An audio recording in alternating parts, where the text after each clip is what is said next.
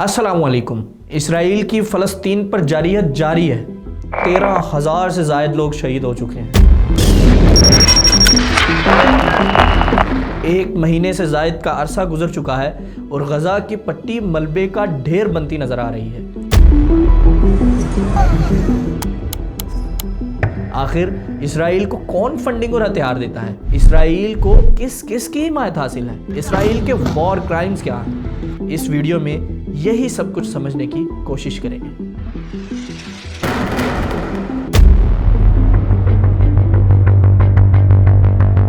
So in this moment, we must be crystal clear. We stand with Israel.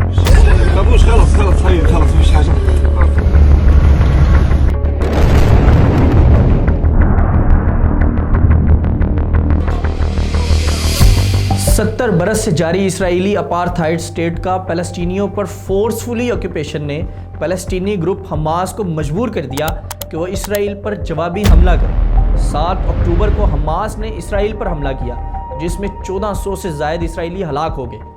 Recently report के मुताबिक इनमें से बहुत से इसराइली सिविलियंस इसराइली सोल्जर्स ही की फायरिंग से हलाक हुए। इसराइल इस हमले के नतीजे में गज़ा पर पूरी ताकत से हमला कर चुका है और इसमें अमेरिका इसराइल का भरपूर साथ दे रहा है। इसराइल के पास इस वक्त टोटल एक्टिव सोल्जर्स 1,69,500 हैं और रिजर्व आर्मी 4,65,000 हैं। इसराइल में 18 साल के बाद हर सिविलियन को 2 साल और 8 माह मिलिट्री ट्रेनिंग करना लाजमी है, जिसमें फीमेल्स 2 साल की ट्रेनिंग लेती हैं। इसीलिए इसराइल के हर सिविलियन को रिजर्व सोल्जर कहा जा सकता है। इसराइल अपने मिलिट्री पर सालाना $23.6 बिलियन खर्च करता है, जो कि पाकिस्तान, तुर्की, ईरान और इजिप्ट के मिलिट्री बजट से कहीं ज़्यादा है। अमेरिका 1946 से 2023 तक इसराइल को $317.9 बिलियन की टोटल एड दे चुका है, जिसमें सिर्फ मिलिट्री और डिफेंस का बजट ही $124 बिलियन है। 2016 में American former president Barack Obama ने इसराइल के साथ 10 इयर्स में $38 बिलियन एड की डील भी की थी, जिसमें सिर्फ आयरन डोम प्रोग्राम के लिए $2.9 बिलियन अदा किए हैं। रिसेंटली अमेरिकन बिल के मुताबिक अमेरिका इसराइल को मजीद $14.5 बिलियन देगा। यह सारा पैसा इसराइल मजलूम फ़लस्तीनियों के खिलाफ इस्तेमाल करेगा। अमेरिका फाइनेंशियल एड देने के साथ साथ मिलिट्री भी इसराइल में भेज चुका है। रॉयटर्स के मुताबिक अमेरिकन शिप्स और एयरक्राफ्ट इसराइल की हदूद में पेट्रोलिंग कर रहे हैं। दूसरी तरफ कनाडा ने भी इसराइल को $7.30 मिलियन की ह्यूमैनिटेरियन एड देने का ऐलान किया है और कनाडा अपने कुछ लोग भी इमरजेंसी की सूरत में हेल्प के लिए इसराइल भेज रहा है। Hamas terrorists aren't a resistance. They're not freedom fighters. They are terrorists. बहुत सारे दूसरे कंट्रीज भी इसराइल का भरपूर साथ दे रहे हैं। मौजूदा कन्फ्लिक्ट में इसराइल ने बहुत से इंटरनेशनल वॉर क्राइम्स किए हैं।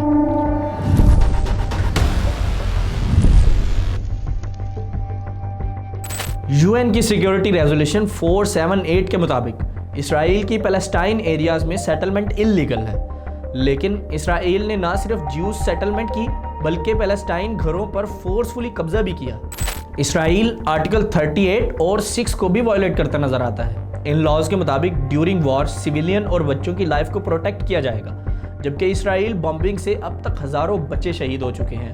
अल जज़ीरा की रिपोर्ट के मुताबिक हर 15 मिनट में एक पैलेस्टीनी बच्चा इसराइल की बॉम्बिंग की वजह से शहीद हो रहा है। प्रोटोकॉल 3 के मुताबिक इंसेंडियरी वेपन्स यानी कि फ्लेमेबल वेपन्स का इस्तेमाल इल्लीगल है, जबकि इसराइल खुले आम फास्फोर्स बॉम्ब्स गिरा रहा है। और इसराइली हेरिटेज मिनिस्टर ने तो यहाँ तक कहा कि गज़ा पर न्यूक्लियर बॉम्ब भी एक ऑप्शन है। अगर इसराइल कुछ ऐसा करता है तो ये इंटरनेशनल क्रिमिनल लॉ की खुली खिलाफ वर्जी होगी।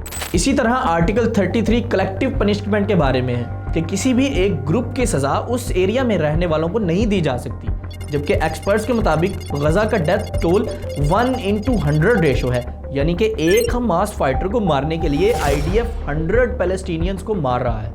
इसराइल ने 2007 से गज़ा को एक कंसंट्रेशन कैंप बना रखा है, जिसमें 2 मिलियन लोग कैद हैं। इसराइली हिस्टोरियन एलन पापे ने कहा कि गज़ा दुनिया का लार्जेस्ट ओपन एयर प्रिजन है। रिसेंटली अल जज़ीरा की रिपोर्ट के मुताबिक इसराइल के जबालिया रिफ्यूजी कैंप पर हमले से दर्जनों जानों का नुकसान हुआ है। आर्टिकल नंबर 55-56 बताते हैं कि ऑक्यूपाइंग पावर की जिम्मेदारी है कि वो ऑक्यूपाइड एरिया के तमाम बेसिक फैसिलिटीज़ का ख्याल रखें, जैसा कि फूड, मेडिकल एंड इलेक्ट्रिसिटी।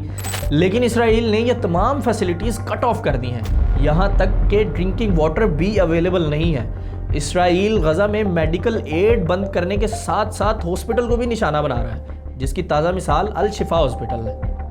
गज़ा से बाहर इलाज के लिए गज़ा के लोगों के पास मेडिकल परमिट होना ज़रूरी है। दोस्तों, अगर हम कुछ लम्हों के लिए हमास और गज़ा को इस सिचुएशन से इग्नोर भी कर दें और वेस्ट बैंक की बात करें, तो वेस्ट बैंक में ही ऑलमोस्ट 217 फ़लस्तीनी शहीद हो चुके हैं, जिसमें 50 बच्चे थे और ज़ख्मियों की तादाद तकरीबन 2700 थी। जबकि हम जानते हैं कि वेस्ट बैंक में कोई भी हमास का फाइटर मौजूद नहीं है। इंटरनेशनल कोर्ट ऑफ जस्टिस के मुताबिक ऑक्यूपाइड पैलेस्टाइन पर किसी भी किस्म की वॉल बनाना इल्लीगल है, लेकिन इसराइल ने वेस्ट बैंक पर 700 किलोमीटर लंबी वॉल बनाकर इस कानून को बुरी तरह से वायलेट किया है। इसराइल ने 175 चेक पॉइंट्स और बायोमेट्रिक सर्विलेंस सिस्टम से वेस्ट बैंक की मूवमेंट को मुकम्मल कंट्रोल में रखा है, जो कि बिल्कुल इल्लीगल है। अब बात की जाए जर्नलिस्ट की, तो गज़ा में इसराइली बॉम्बिंग से अभी तक 53 जर्नलिस्ट जान गंवा चुके हैं। कुछ रिपोर्टर्स ने मुबैना तौर पर यह भी कहा है कि इसराइली फोर्सेस उनको प्रोटेक्ट करने में नाकाम हैं और ना ही इसराइल उनको प्रोटेक्ट करने में कोई ज़्यादा इंटरेस्टेड नज़र आ रहा है। UN agency of supporting Palestinian refugee के मुताबिक अभी तक यूएन के भी 102 लोग मारे जा चुके हैं और 27 के करीब ज़ख्मी भी हुए हैं, और ये भी कहा कि अभी तक यूएन के सबसे ज़्यादा वर्कर्स यहीं मारे गए हैं। दोस्तों, आज फ़लस्तीनी अपनी ही सरजमीन पर जुल्म और नस्लकुशी का शिकार हैं, और ये आलमी और मुसलमान बरादरी के लिए अलमिया है।